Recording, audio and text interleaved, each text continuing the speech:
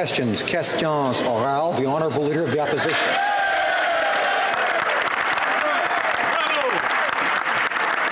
Mr. Speaker, for months now, the Prime Minister has done everything he can to avoid accountability in his handling of the SNC-Lavalin corruption scandal.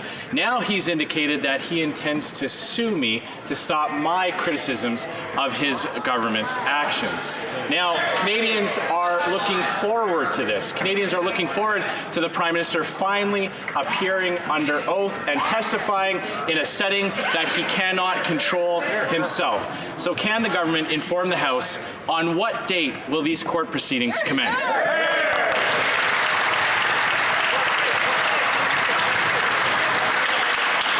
The Honourable Government Order. The Honourable Government House Leader. Mr. Speaker, these Conservatives and, frankly, their leader have a history of making untrue and defamatory statements for political gains. In response to a lawyer's letter in December, the Conservative leader deleted tweets that were defamatory to the Minister of Innovation. We put him on notice again because there are consequences for making false statements. At his press conference, he's already refrained from repeating some of his false statements. He should not be misleading Canadians. But here is a question Canadians want to know from the Leader of the Official Opposition. Has he deleted tweets since he received that notice? Thank you, Mr. Speaker. Honourable Leader of the Opposition. Order. Well, Mr. Speaker, they asked a yes or no question, and I can answer a yes or no question. No, I have not deleted tweets because I stand by everything I said in those statements. Now, the reality is that the Prime Minister directed a political interference campaign, and he's trying to silence his opponents now. Canadians deserve answers without him trying to block those answers. When will this court case start? The Honourable Government House Leader. Mr. Speaker, the response that the opposition leader gave once again shows why we had to give him that notice. Because on March 31st, the same day that he received the letter, he deleted and changed one of his defamatory tweets. He did the same thing with another defamatory statement that he had made on February 11th. We will not remain silent while the Leader of the Opposition is misleading Canadians. That is not how we work in this place or in this country. Thank you, Mr. Speaker. Order. Honourable Leader of the Opposition. The Government House Leader wants to talk about falsehoods. Let's run down a few of them. The Prime Minister said that the former Attorney General never came to him with her concerns. That turned out to be false. The Prime Minister said that he never put pressure on the former Attorney General to change her decision. That turned out to be false. The Prime Minister said that he had no idea about the phone call between the Clerk of the Privy Council and the former Attorney General. That turned out to be a falsehood as well. Is the Prime Minister aware of what the consequences are for saying falsehoods under oath in court? The Honourable Government House Leader. The Leader of the Opposition pretends that he won't back down, and he tries to make a show out of it. But that word that he's just used is quite peculiar, because Canadians have noticed that he has been editing and changing his tweets once he's been put on notice. The Leader of the Official Opposition and these Conservatives know very well that there are consequences when you intentionally mislead Canadians. It is not suitable. We know that it's false, because while he's saying that, he's already been editing online statements or erasing them entirely and backpedaling during his press conferences, just like he did yesterday. This past December, he was again forced to take down a statement. I ask members to be judicious with their comments. Honourable Leader of the Opposition. Government House Leader knows that that's just not true. I stand by everything I said in that statement. But here's what we do know, Mr. Speaker. The Prime Minister has done everything he can to try to shut down criticism. He's shut down 2 parliamentary investigations. He used his majority in the House to block calls for a public inquiry. And he kicked 2 members out of his caucus for the sole crime of telling the truth, all to cover up his corruption. So once again, if the Government House Leader is so sure that they've got such a firm case, when will they start court proceedings? The Honourable Government House Leader. Speaker, Canadians know that we will not stand idly by by while the Conservatives continue to intentionally mislead Canadians. It is not what the obligations of the Leader of the Official Opposition or any elected official should be. The Leader of the Official Opposition now on numerous occasions, as I have mentioned, has edited and deleted those tweets. But the one tweet the Conservative leader won't change is the one of him attending the same rally as white supremacist Faith Goldie. It's quite interesting when he chooses to make changes, but when he doesn't. Thank you, Mr. Speaker.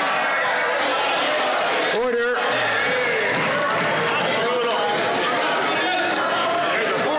Order.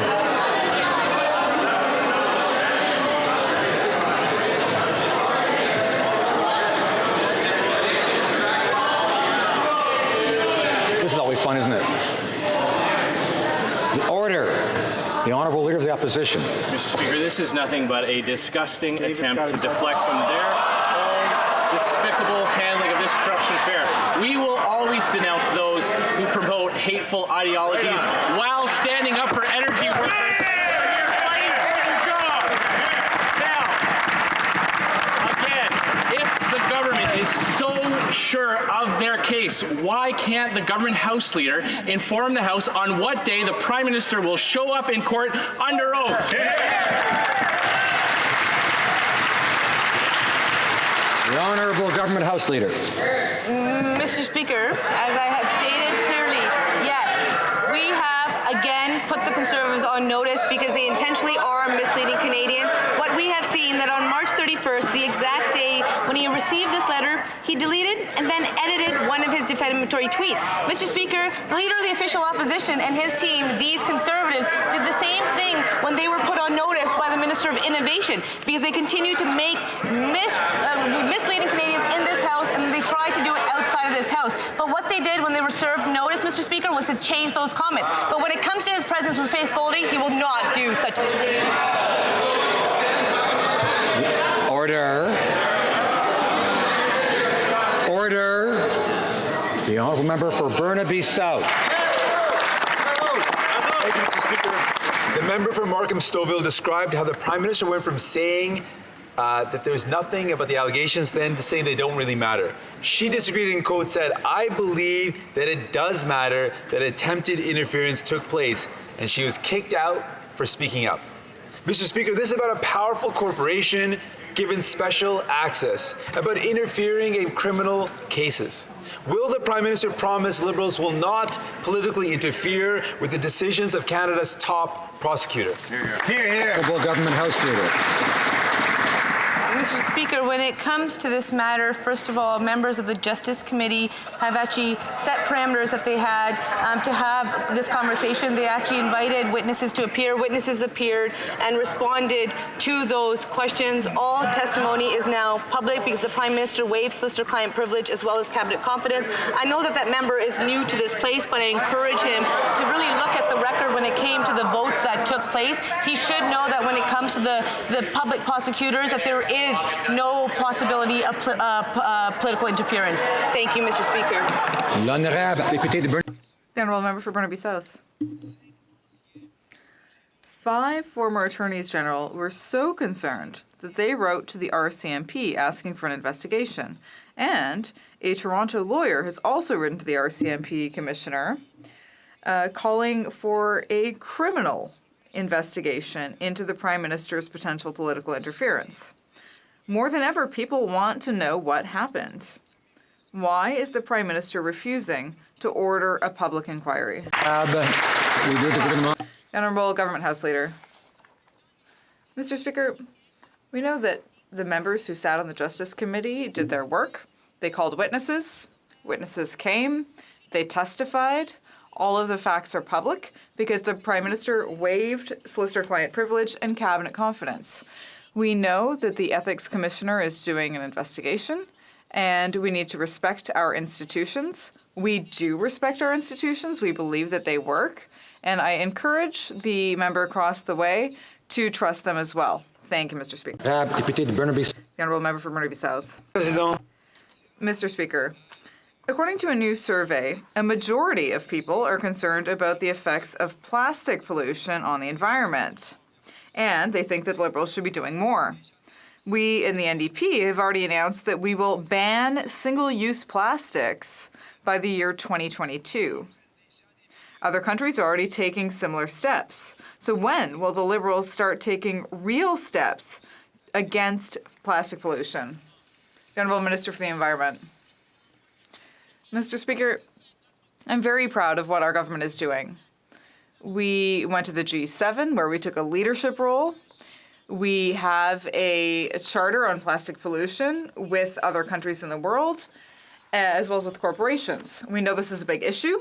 We are also working with provinces and territories to have a zero plastic pollution national plan. We're all working together. For Burnaby South. We need to ban single-use plastics, Mr. Speaker. 1.6 billion plastic coffee cups sit in Canadian landfills. Nearly 8 million plastic bags are thrown away daily. The science is clear. Plastic pollution is threatening our ecosystem, our food supply, and the very health of Canadians. Yet Liberals refuse to stand up to plastic polluters, to plastic producers. It seems Liberals can't even stand up to any powerful corporation.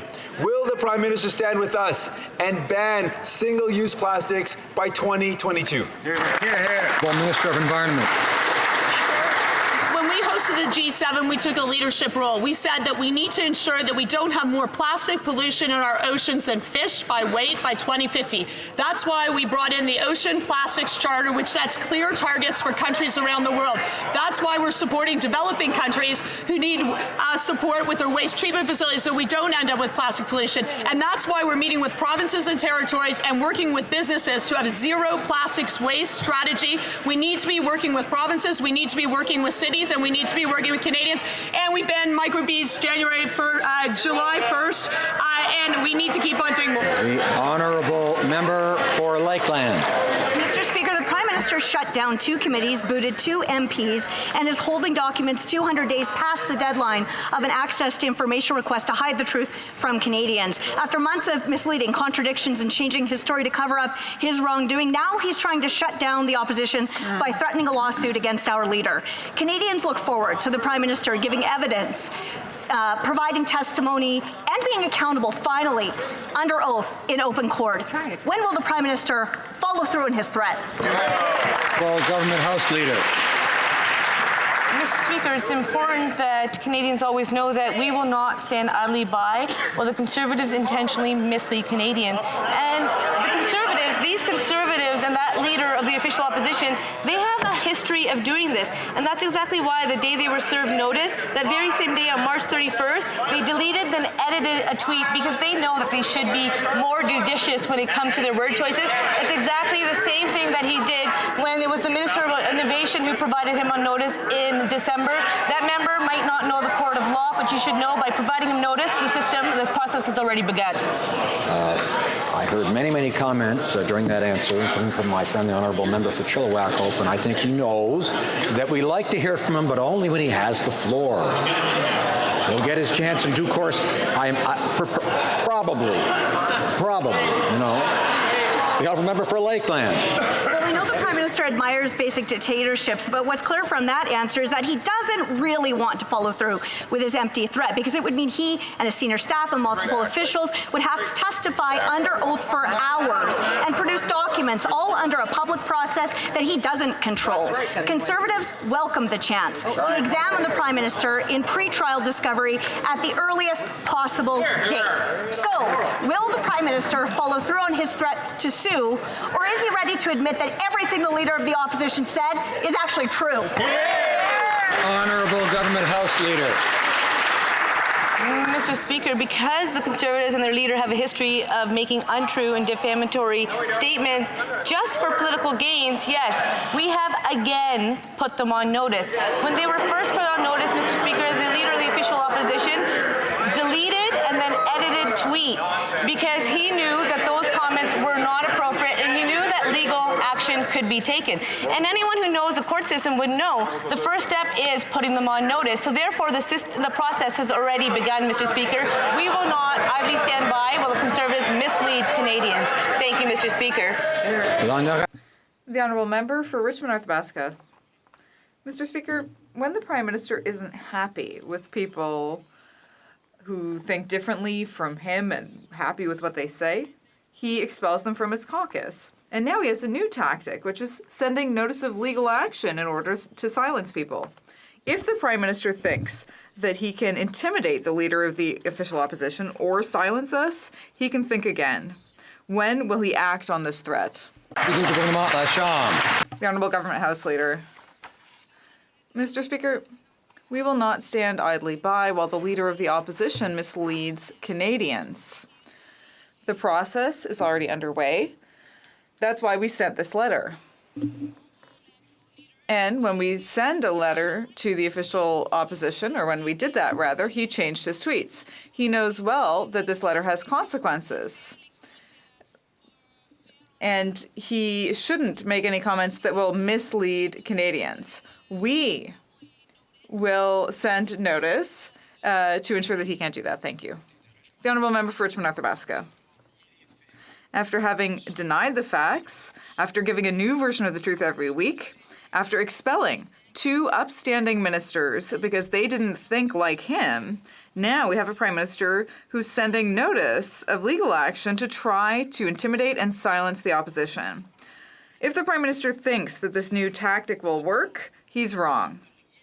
If he has nothing to hide, let him act on this threat. Let him table his evidence and testify under oath. The Honourable Government House Leader. Thank you, Mr. Speaker. The Leader of the Opposition is trying to mislead Canadians, but we know that this is not true because he's already deleted and edited tweets, and he's refused to repeat what he said in a press conference. Last December, he had to delete a statement that was defamatory against the Minister of Innovation. False statements have consequences, and that's why we served notice to the Leader of the Opposition. Thank you. Member for Chilliwack Hope. The Prime Minister clearly has no problem getting his way when he threatens his own caucus, but it doesn't work on Conservatives. He put a gag order on the former Attorney General, but he can't muzzle Conservatives. He shut down 2 committee investigations into his interference in an ongoing criminal proceeding, but he can't shut down Conservative questions. We look forward to the Prime Minister giving testimony under oath in court where he faces real consequences if he doesn't tell the truth. Exactly. So we'll see him in court. When do we start?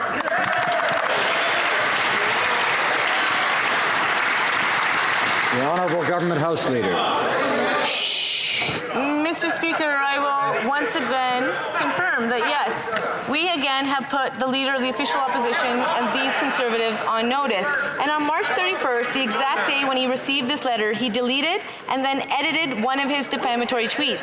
Mr. Speaker, there's a repetitive behavior here. This is something that the Conservatives have done on numerous occasions because he did the same thing with another defamatory statement he posted on February 11th, another time that we had to serve him notice. When the Conservative leader continues to make false statements outside the House, he must be called out, Mr. Speaker. We will call him out to ensure that he does not mislead Canadians. I'm getting constant chatter over here during answers. I shouldn't be hearing that. Members know that each side gets to have their turn. And that's important in this system, in our democracy, and members need to respect the fact that others may have different views and different things to say than they might, but we still have to listen to all of them. The Honourable Member for Chilliwack Hope. Well, Mr. Speaker, the Government House Leader has found the elusive edit button on Twitter, which does not exist, Mr. Speaker. You can't edit tweets. Now, they should be terrified of the Liberal Prime Minister appearing in court under oath to testify. Only last week, he testified in this House that he admitted that the former Attorney General had brought her concerns of his political interference to him directly. Canadians want to know what other truths he's been hiding. So when will the Prime Minister follow through on his notice and see us in court? Honourable Government House Leader. Mr. Speaker, that member has just once again proved my point because every time I've answered, I've said that the Leader of the official opposition has deleted and then edited the wording of those tweets. He knows that very well because that's exactly what it says. But the Conservatives will never let the facts get in the way of them misleading Canadians. They act tough, but they're already going back and changing their online statements, and Canadians can see that for themselves. They did it on March 31st. 21st when they were served notice. They did it on February 11th when the Minister of Innovation served them notice. The only one tweet that the Conservatives will not change is their affiliation with Faith Goldie. They seem to be very proud when they come to those actions. Order. Order. The honourable member for Timmins, James Bay. Speaker, a decision was made to leak confidential information about Chief Justice Joel's Supreme Court application. This is a very serious breach of legal obligations, but the leak went further by trashing his reputation, insinuating that he was a Harper ideologue who would undermine the Charter, and this was baseless and without merit. Justice Joel's privacy and reputation was treated as cannon fodder in this Prime Minister's ongoing attempt to smear the former Attorney General. Very few people had access to that information. So who gave the order to spread the smear, and who leaked the information? Oh, Minister of Justice. Speaker, Canadians should have complete confidence in the administration of justice. Our nomination process to the Supreme Court, Mr. Speaker, is solid, it is merit-based, and considers Canada's finest jurists for the shortlist. As I've said, Mr. Speaker, I'm deeply troubled by the publication of personal details from the most recent selection process, and will ensure in any upcoming processes that this does not happen. The honourable member for Timmins, James Bay. Well, I really like the minister. I hope he won't sue me for pointing out that there's a dumpster fire going on behind him. Because, well, let's be referred to the former president of the Treasury Board, who says what we're dealing with are fundamental questions of the Constitution, ethical behavior, and leadership. She says, quote, Canadians deserve to know that someone has taken responsibility. Responsibility. Now, I know that's been a very hard word for our Prime Minister, but we are talking about the rule of law here. So to the Attorney General, let's try this again. Who gave the order to leak the information to smear the former Attorney General and Chief Justice Joel? Who did it? Honourable Minister of Justice. Speaker, the integrity of our process depends on the confidentiality of all the parties involved. As I've stated, I am troubled by the publication of personal details, and it is unfair, Mr. Speaker, to any of the parties involved when this kind of personal information is weaponized for political reasons. Mr. Speaker, I am confident that the leak did not come from my office, and the Prime Minister has already stated that it did not come from his office. Alors. Order. The honourable member for Charlebourg-Saint-Charles. Mr. Speaker, last February the Prime Minister said that the Globe and Mail story was false, but now we've seen a development in this corruption scandal around the Prime Minister. He's now trying to intimidate the Leader of the Opposition with a threat of legal action. After having hidden the truth from Canadians for months, maybe now we'll finally find out what the truth is in front of the courts. The Prime Minister will have to present his evidence and testify. He won't be able to hide anymore.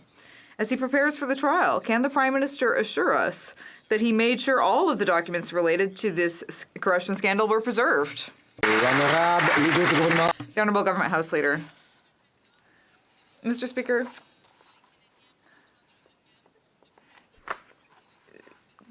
the Prime Minister waived solicitor-client privilege and cabinet confidence so that Canadians could hear the truth. We know that the Justice Committee did its work, and we know that the Ethics Commissioner is doing his investigation as well. But another thing, Mr. Speaker, we know that the Conservatives continue to mix things up and to mislead people deliberately. We gave notice to the Leader of the Opposition, and when he received that notice, he deleted and then edited his tweets. Thank you. I've been hearing a lot of noise out of the member for Pont-Jacques-Cartier, so I'm sure he can wait until he has the floor. The Honourable Member for Charlebourg-Saint-Charles. Mr. Speaker, the Government House Leader talks about tweets a lot, but what we've seen is that the Prime Minister has served notice to the Leader of the Opposition in order to silence him. That's his approach, to silence people. For him, the truth isn't important. He hides behind his other members of Parliament because he knows that everything that the opposition leader says is true. We won't stop talking about the corruption and calling for the truth. But honestly, Mr. Speaker, now that the Prime Minister wants to go to court, we want to know, has he kept all of the documents? The Honourable Government House Leader. Mr. Speaker, let's look at the facts. On March 31st, the same day when the opposition leader received the letter, he deleted and then edited one of his defamatory tweets. He did the same thing with another defamatory statement that he had made on February 11th. We will not stand idly by while the Leader of the Opposition misleads Canadians.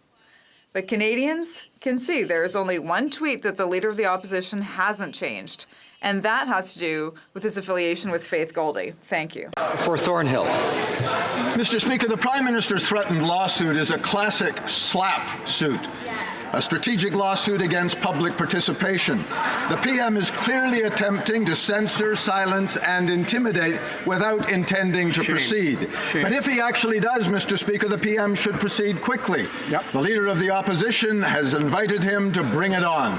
So, Mr. Speaker, can the Prime Minister assure the House that he has ordered retention of all documents related to the SNC-Lavalin corruption scandal? Honourable Government House Leader. It should be once again stated that to ensure that Canadians could hear the truth for themselves, it was actually this Prime Minister, this government, that waived solicitor-client privilege as well as cabinet confidence. Mr. Speaker, it should also be noted that it was the first time in the history of our country that this has been done, because it's important that Canadians be able to hear the truth. But you know what else, Mr. Speaker? It's not the first time. It's not the first time that Conservatives are misleading Canadians, and that's exactly why Conservatives have been put on notice. The same day, March 31st, that they received notice, the Leader of the official opposition deleted and then edited his tweets. It's the same thing he did on February 11th after the Minister of Innovation had served him notice. The Honourable Member for Thornhill. Mr. Speaker, after months of hiding the truth from Canadians about his corrupt conduct and fraudulent excuses, the Prime Minister himself has created an opportunity to come clean. The PM is obviously trying to intimidate the Leader of the Opposition with the threat of a lawsuit with no intention of proceeding, because if he did, the PM would have to present his evidence and finally testify under oath. So might I respectfully suggest, Mr. Speaker, it's time for the PM to put up or shut up. Hear, hear.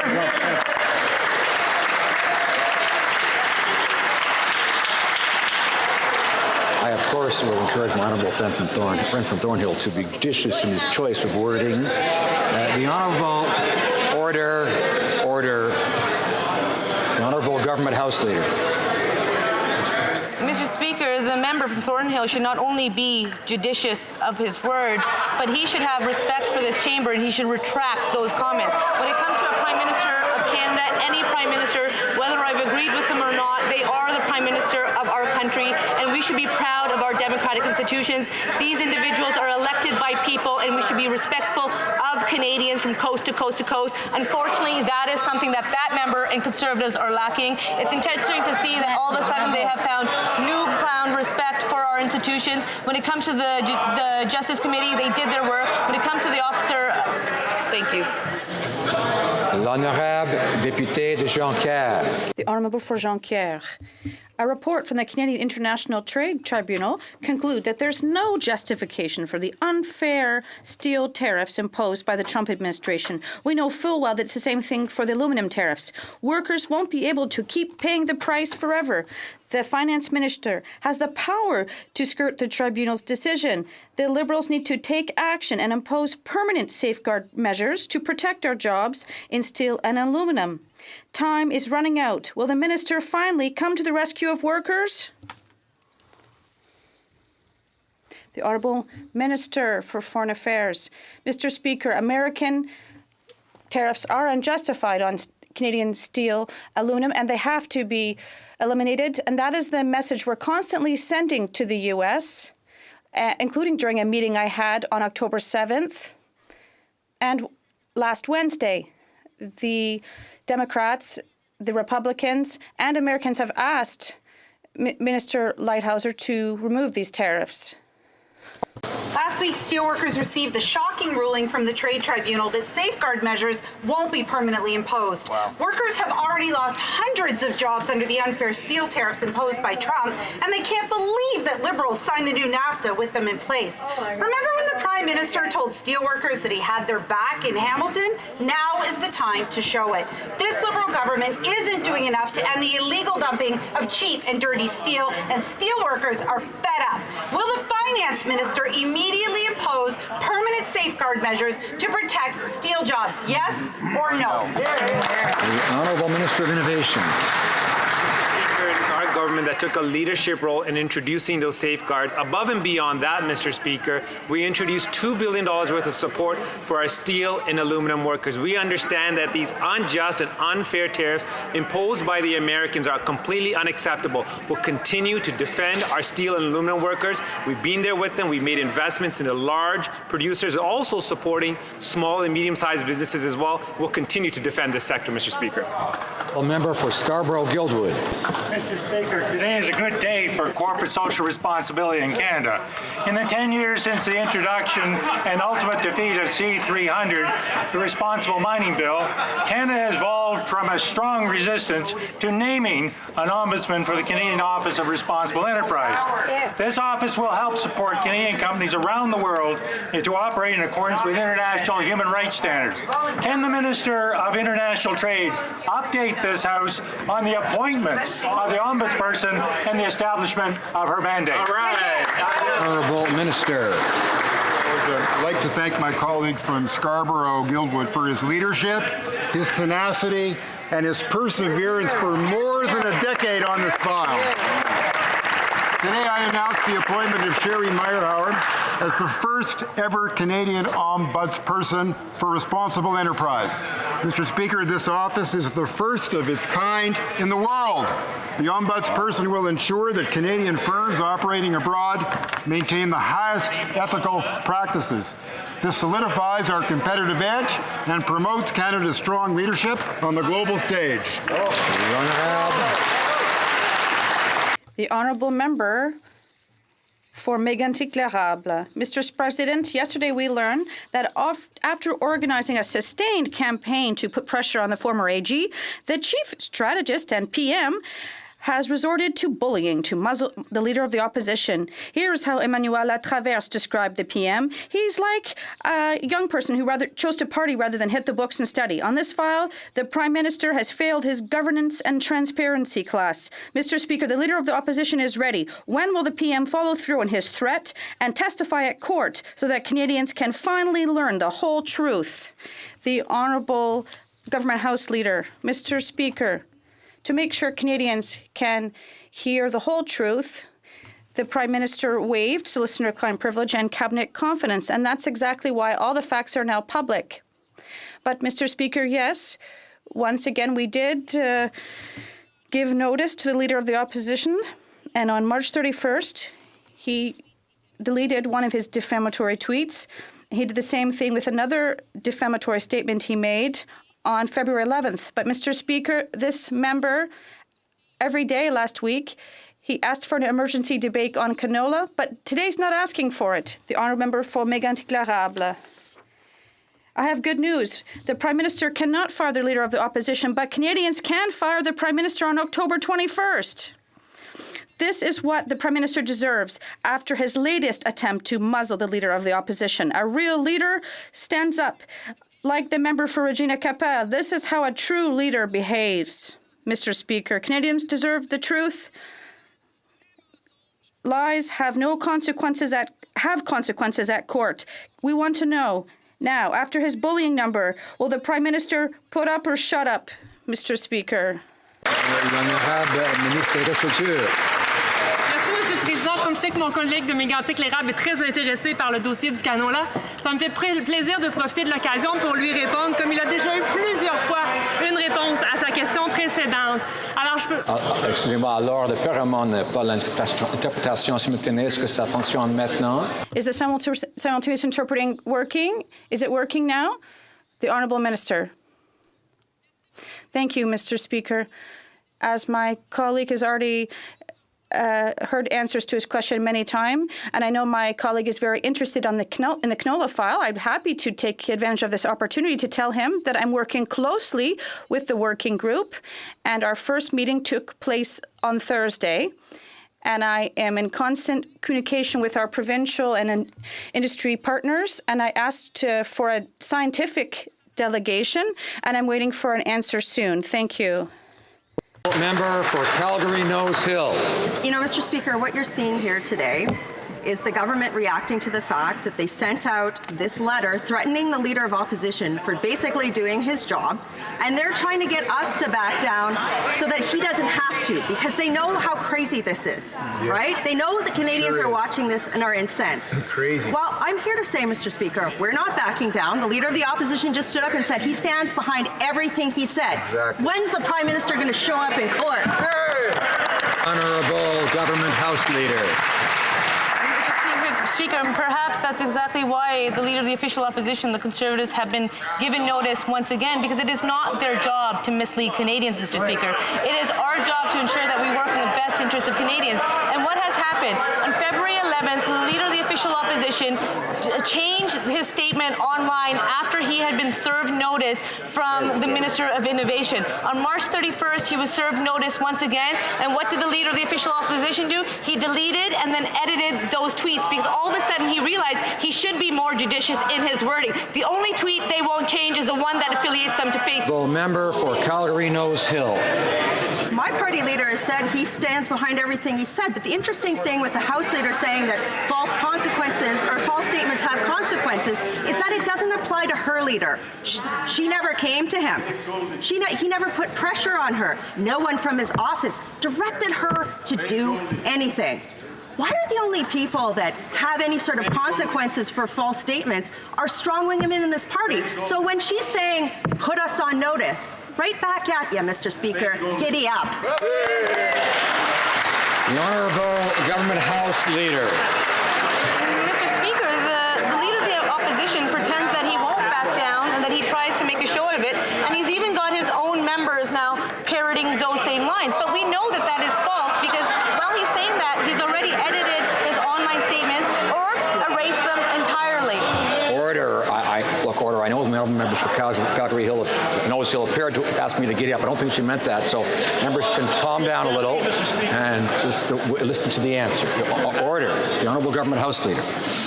Mr. Speaker, we know those statements are false because their actions demonstrate differently, because while they're saying and making those comments, he's already edited his online statements, and he's also on numerous occasions now erased them entirely and backpedaling during press conferences like we saw just yesterday. This past December, he was again forced to take down the statement when it came to... The Honourable Member for Churchill, Kiewit-Nookaski. Mr. Speaker, for 2 years, the National Arts Centre asked the Liberals to fund an Indigenous theatre program to tell the stories of Indigenous peoples. Last week, it was announced that the Liberals denied funding again. Let's be clear, we're talking about the only national Indigenous theatre program in the world. But when asked, Heritage pointed out that the government already spent money on the NAC, clearly not understanding that investing in Indigenous arts and culture is not the same as renovations. So the question is, does this Liberal government look for new and creative ways to insult Indigenous peoples, or do they just come by them naturally? Honourable Parliamentary Secretary. Mr. Speaker, after 10 years of Conservative cuts, we're making historic investments in our arts and our creators. We're investing in Indigenous cultures through Indigenous languages, the Indigenous Screen Office, the National Film Board, Telefilm Canada, the Canada Council for the Arts, and Indigenous festivals.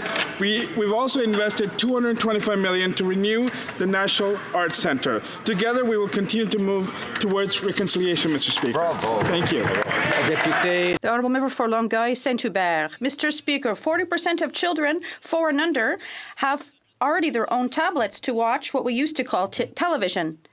You don't have to be a rocket science to realize that these young streamers will be watching less Quebec and Francophone content. Every day that goes by contributes to the cultural uprooting of the next generation. The cultural sector is asking the government to adopt emergency measures so that Canadian media and 4 digital platforms adhere to the same rules. Can the government commit to implementing emergency measures to protect our culture before the end of its next term? The Honourable Parliamentary Secretary. Mr. Speaker. Friend for his dedication to this file in the Heritage Committee. I commend him on his dedication for asking the same question again and again, and I'll provide the same answer, Mr. Speaker, and he knows the answer. The answer is that for 10 years, the Conservative Party failed to fund the arts in Canada. As a result, our laws governing this subject matter predate the internet. So we created a panel of independent experts to help us modernize the Broadcasting and Telecommunications Act. Our end goal is clear. There will be no free rides. Honourable Member for Carleton. In February, the Prime Minister looked 37 million Canadians in the eye and said his former Attorney General had never raised any concerns about his political interference in the SNC-Lavalin corruption trial. Last week, he admitted that she looked him in the eye and did exactly that. Now, the Prime Minister will be the star witness in his forthcoming lawsuit.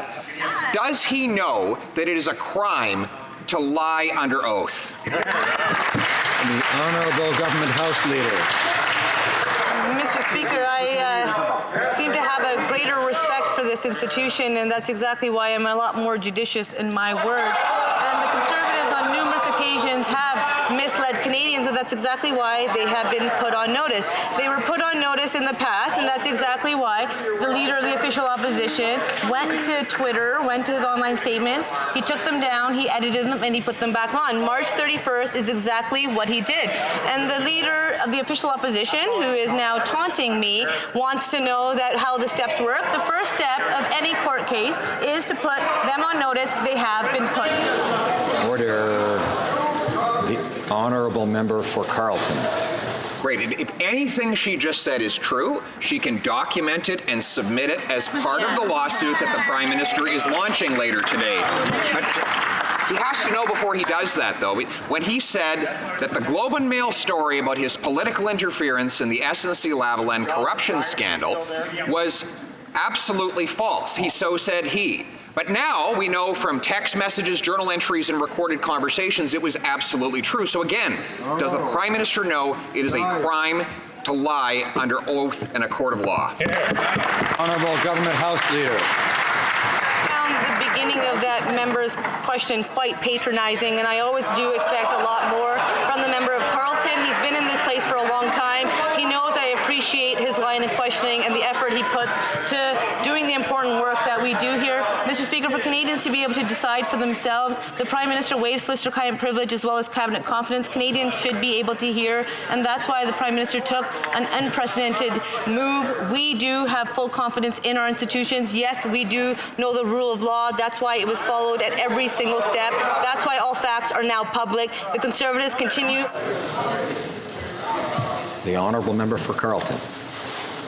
The Prime Minister told the former Attorney General in September and then Canadians in February that if SNC-Lavalin was forced to go to trial over its fraud and bribery charges, the headquarters and the whole company would leave Canada. We now know that that's not only untrue, but impossible based on an agreement with the Quebec pension plan requiring it stay for at least 7 years. So once again, the Prime Minister will be the star witness in the forthcoming lawsuit that he's launching with the Leader of the Opposition. Does he know that lying under oath in a court is a crime? Honourable Government House Leader.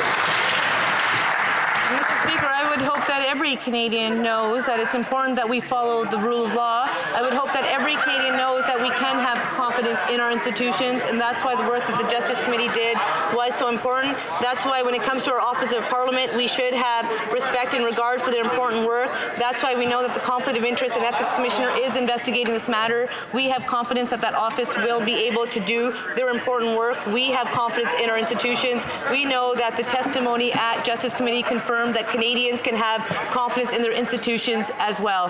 Thank you, Mr. Speaker. Honourable Member for Niagara Centre. Mr. Speaker, this Liberal government is reducing export bottlenecks and helping Canadian businesses take advantage of new markets. In the Niagara region alone, we have seen over $2 million in investments to upgrades in the Peace Bridge with respect to their crossing infrastructure to ensure that it continues to serve the people. Order. Order. Order. There's far too much noise. Members ought to respect the right of other members to speak and to say things they may not agree with, because they want to be heard when they speak. The Honourable Member for Niagara Centre has the floor. Mr. Speaker. Mr. Speaker, as well, the greater Canadian economy depends on these investments, and we thank the Minister for that. Can the Minister please update us on further progress made to improve trade corridors across our great nation? Transport. Member for Niagara Centre for his excellent question. Under the National Trade Corridors Fund, we have funded 39 projects worth over $800 million. For example, on 50 South Street in Edmonton, we're now ensuring vertical separation between road and rail traffic. In New Brunswick on Coles Island, we're rebuilding 2 bridges to allow heavy traffic to pass. In the lower mainland of BC, we're doing all sorts of projects to ensure greater efficiency in rail and car movements across that lower region.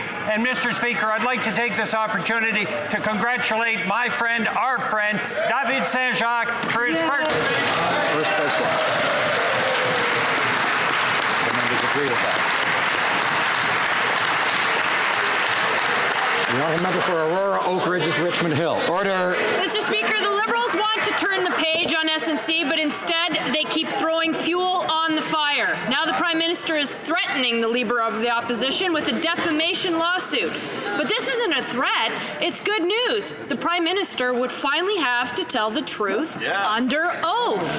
Canadians deserve the truth. When will the Prime Minister bring this scandal before a judge? Or is he afraid his changing story will fall apart in a court of law? Honourable Government House Leader. Speaker, it's important that Canadians hear the truth, and that's exactly why the Leader of the Official Opposition and the Conservatives have again been put on notice. They are misleading Canadians, and we will not stand idly by. Mr. Speaker, this is not the first time they did this. They've been put on notice in the past, and that's exactly why they changed their online statements. They deleted and then edited tweets. March 31st, just last week, they were again provided notice, and that's exactly why the Leader of the Official Opposition deleted and then edited his tweets, because he was put on notice. He knows better than to be misleading Canadians. We will not, once again, stand idly by while the Conservatives. The honourable member for North Island, Powell River. Mr. Speaker, last year the Liberal government began taxing Veterans Career Impact Allowance as capital gains. Veterans can no longer split that income with their spouses, which for some means going from receiving a $4,000 tax rebate to owing the government $800. VAC has corrected some cases and refused to fix others. Veterans shouldn't be caught up in the middle of government departments not wanting to take responsibility for their mistakes. Will the Liberals commit to fixing this for all veterans? Parlementaire des anciens combattants. Oui, merci, M. le Président. Le bien-être des vétérans et leurs familles est notre première priorité. The well-being of veterans and their families is our top priority. And also, the benefits are part of this. And we're going to take this file very seriously, and we're going to compensate fairly all veterans. Thank you, Mr. Speaker. Silence. Mr. Speaker, every day public safety officers put their safety at risk to help and protect Canadians. As a result, they are often exposed to dangerous and traumatic situations that may lead to post-traumatic stress injuries. Public safety officers and their employers are struggling to respond adequately. Can the Minister of Public Safety explain to this House steps that he has taken to help public safety officers find the treatment they need? Good question. Well, Minister. Mr. Speaker, in addressing the mental health needs of the emergency workers who protect Canadians, there is always much more that we can do together. A national PTSI action plan released today will support prevention, early intervention, stigma reduction, care and treatment for all types of public safety personnel right across the country. It lays the foundation for better, more accessible treatments for PTSI. It is based upon a $40 million investment in research and a $5 billion transfer to provinces and territories to improve mental health services across the country. This is an issue we need to treat seriously. The Honourable member for Battleford, Lloydminster. Mr. Speaker, for months the Prime Minister has been trying to keep the truth from Canadians. He expelled 2 women from his caucus who refused to cooperate with his cover-up, and now he's threatening lawsuits to try to silence his opponents. Mr. Speaker, his intimidation will not work. Canadians want the Prime Minister to present his evidence and testify under oath in the court of law. So when will the Prime Minister follow through on this threat? Or is he all talk and no action? The Honourable Government House Leader. Speaker, the process has begun. That's exactly why we sent the Conservatives a letter. But, Mr. Speaker, Canadians know that these Conservatives and this leader of the official opposition has a history of misleading Canadians. So last week when they were provided notice, March 31st, after they received that notice, you know what they did, Mr. Speaker? They deleted and then edited tweets online to become all of a sudden more judicious in their wording. Mr. Speaker, it's not the first time that they did this. The last time they were served notice in December, again, was another time where they went online, deleted their online statements as well as their tweets. Thank you. The honourable member for Repentigny. When it comes to secularism, the tone is as important as the substance, Mr. Speaker. Well, things are already getting out of hand. On Friday, the mayor of Hansted, accompanied by the member from Mont-Royal, stated that Bill 21 constituted ethnic cleansing. Nothing less. Will the Minister of Justice condemn this unacceptable statement and ask for clarification from his colleague from Mont-Royal, or should we believe that this is the Liberals' position? The Honourable Minister of Justice. Mr. Speaker, our government has always defended and will continue to defend the fundamental rights of Canadians. The Canadian Charter of Rights and Freedoms protects everyone's rights. We can't pick and choose which ones to protect and not protect. Mr. Speaker, our position is clear. It's not up to the state to dictate to people what they can or cannot wear. The Honourable Member for Repentigny. The member for Mont-Royal, his statement was unacceptable, and I don't think the Minister of Justice understands this. He was clear about the government's intention. The legal recourse cannot be undertaken until legislation is adopted, he said. In other words, as soon as the National Assembly votes on this legislation, Ottawa will challenge it in court. Quebecers deserve to know the truth, Mr. Speaker. Can the Minister of Justice commit to not challenging this government secularism bill in court or supporting court challenges? The Honourable Minister of Justice. Canada is a special country, and this is reflected in all of our institutions. Government employees have the right to show their beliefs, and no one should have to choose between a job and the right to wear a religious symbol. It's everyone's responsibility to protect fundamental rights. Any attempt to erode these rights is irresponsible. And Canada is rich thanks to its diversity. Thanks, Gulf Islands. Thank you, Mr. Speaker. As many members here know, today we're commemorating the horrors of the 25th anniversary of the genocide against the Tutsi in Rwanda. Yet many Canadian military who served in Rwanda, particularly in the second phase of the mission, where it wasn't a failure, but where they did really solid work, go unrecognized on the Veterans Affairs website, unrecognized on the DND website, and still have not had the opportunity, some parliamentarians have had, to go back to Rwanda. They need a medal for that second phase of service, as other governments have done for their veterans who experienced the unbearable. The Honourable Minister of National Defence. To recognize the tremendous work that our men and women do in the Canadian Armed Forces, regardless of mission, is very important. The work that they did in Rwanda was admirable. General Dallaire had an opportunity for him to accompany me to a trip into Africa, to making sure that we had the right information so that we can do peacekeeping more appropriately, Mr. Speaker. Recognition of our men and women is part of our defense policy, and we will always look at new ways to recognize them, Mr. Speaker. Thank you.